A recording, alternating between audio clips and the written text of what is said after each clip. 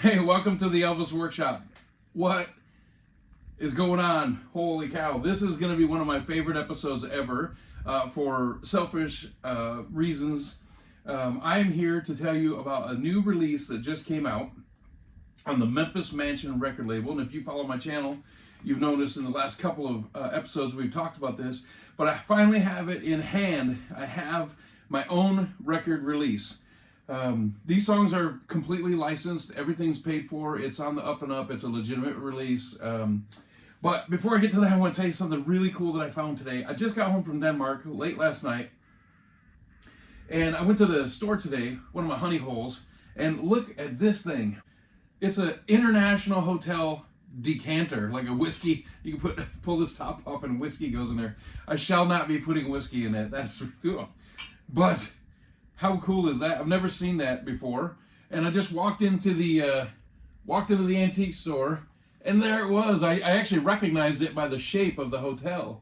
And I've never seen that before. And you know, I'm a big fan, or I've used to watch the show American Pickers, and they always said the best time to buy something is when you've never seen it before. So I walk in the store and I see this thing, and how cool is that? International hotel decanter. That is awesome. Okay, so not to distract from the point. Okay, so in 1990, if you watched the last video, you may have seen me talk about this, and that's okay. I'm just going to go over it for those that missed it. In 1990, a CD came out, said the greatest hits of Sun Records, and I thought, oh, this is awesome. This is what I've been waiting for. And I buy it, and it has Harbor Lights, it has Blue Moon of Kentucky, it has Raunchy, it has Mona Lisa. It has all these songs that either weren't released on Sun, or were B-sides, or were not hits. And it says right on the front, Sun's greatest hits. It's not Sun's greatest hits. So I thought from that moment moving forward, that I wish they would just put out the real, true greatest hits of what was recorded in the studio. But then I thought, you know, you can actually expand on that. Not only just the hits of the studio, but the hits of what Sam Phillips recorded at the studio, but included on other labels. And it's just never come out. I've seen, believe it or not, Sun's greatest hits and had no Elvis on it. So how do you represent the label Sun Records without at least one Elvis song on it? How do you dare call that a greatest hits without any Elvis record? So listen, I've just always thought, man, somebody has to do it right. Somebody has to do it. Come on, let's just get the proper release the right way. And it's just never been done. It just has not been done. Now, there are some great compilations with some really good stuff on it, but nobody has ever just looked at the full track listing of what was recorded at 706 Union Avenue and said, these are the songs that matter. This is what should all be on one set until now. And it was me that did it.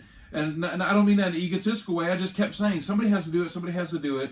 And I know somebody, Henrik from Memphis Mansion, that has his own record label. So I pitched the idea to him and I said, listen, we need to do this. We need to do it the right way. We need to properly represent the Memphis recording service. And one thing that I've never seen, and maybe somebody can correct me, and I'm okay with that. I'm okay with being corrected. I don't think I've ever seen one Sun Records compilation, and this is not a Sun Records compilation, but I've never seen a single Sun compilation with all 5 of those Elvis Sun singles. I just haven't. A lot of times they'll put That's Alright and Blue Moon of Kentucky, or That's Alright, Good Rockin' Tonight, That's Alright, Mystery Train, something, but not all 5. So what we have here is, this is an idea that I thought about for literally 35 years, is all the songs that matter, including all 5 of the Sun singles by Elvis, all together in one release. And what this is it's the building blocks of rock and roll, because a couple of these songs were released on different labels, not the Sun label. Some were before Sun existed. But every single track on this entire record was recorded in the same room in the Memphis Recording Service at 706 Union Avenue. So that's hence the title. And I'm not going to go over every track. In fact, I'm going to go over none of the tracks. You can look here, and if you want to pause it, you can look at it. But it's the building blocks of rock and roll, the early songs before rock and roll was a thing, and up until the part where Elvis comes in and kicks the door down, and then after that, it's just pure hit after hit after hit after hit. So I want to explain a couple things, though, and again, I'm not going to go track by track, but I will say a couple things here. She's Dynamite, Booted, Bearcat, and Just Walking in the Rain. Those are the 4 early songs on here.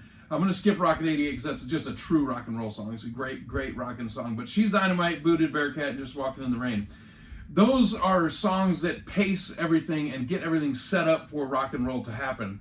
So when you put this on and go, what is this song booted? It's mediocre at best. It is. And it's a strange song.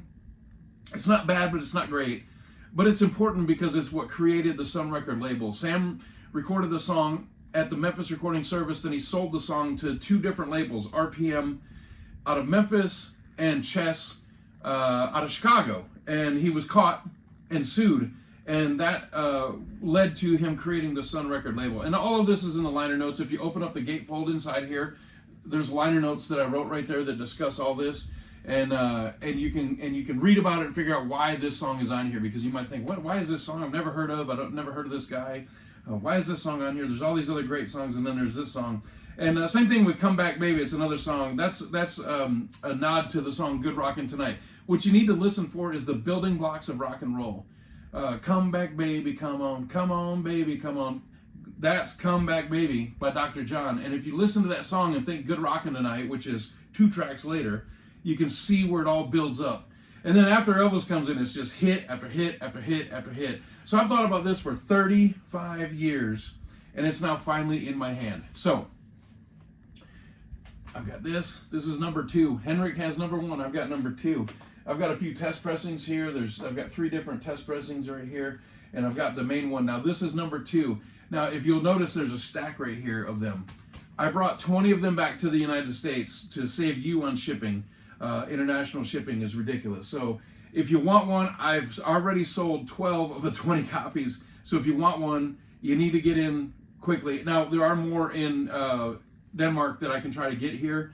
But I have 20 copies now, and I think I've sold 12 of them. So I'm only down to just a few left. If you want one, hit me up in the comments here, or hit me up in my email, which is right there. There's my email. And then also, I would be remiss if I did not point out that my good friend Warren, that was a long stretch. My friend Warren, what's funny is we had these little copies last week because we didn't have the actual product in our hand.